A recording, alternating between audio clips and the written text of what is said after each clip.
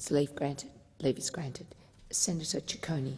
Thank you, Madam Acting Deputy President, and I seek leave to take note of document number 3 on page 18.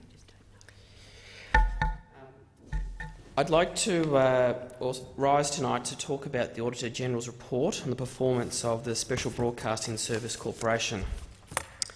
The SBS is one of our nation's most important cultural institutions, and it is welcome news that its governance arrangements are, in the words of the Auditor-General, both fit for purpose and effective. As most senators would know in this place, the SBS has started its life in 1978 and exists to reflect the multicultural community which we are all so proud of. As the Auditor-General notes, its role is to not just keep Australians informed, but also to educate and entertain and to pioneer our rich and diverse cultural heritage. It is easy to take the SBS for granted. After all, having been in existence for over 40 years, it's hard to remember a time when it wasn't around. Nonetheless, to help us appreciate its true value to modern Australia today, it's important to reflect on what there was before, or rather what there wasn't.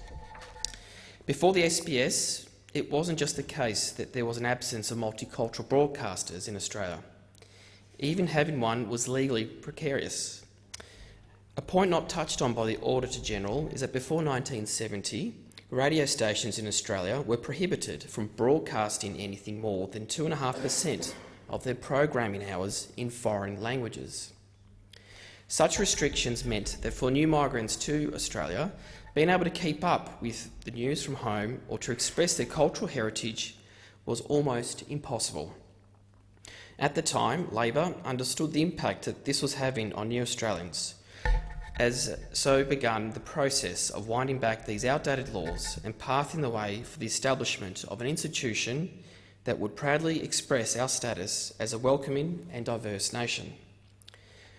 This great endeavour would lead to the SBS we know today, with what the Auditor-General explains is a commission to inspire all Australians to explore, appreciate and celebrate our diverse world, and in doing so, contribute to a cohesive society. Sadly, successive budgets under the Morrison government and previous coalition governments have resulted in the SBS suffering from cuts amounting to tens of millions of dollars, all coming at a time when its importance could be no greater than ever. The Auditor-General reports that roughly 30% of the funding of the SBS is generated through, and I quote, own source revenue. This comes from the sale of goods and services, but predominantly from advertising revenue. What this tells us is that the SBS is already pulling its own weight. Acting President, I hope that the budgets to come from the Morrison government reverse the recent pattern of austerity in relation to public funding for the SBS, and that the Prime Minister will come to appreciate the SBS as strongly as I and millions of others have.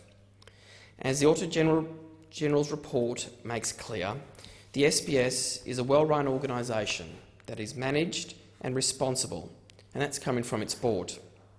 It is the responsibility of all of us in this place to ensure in turn that the SBS is adequately funded and supported by government to continue the good work it does in our community. And I seek leave to continue my remarks.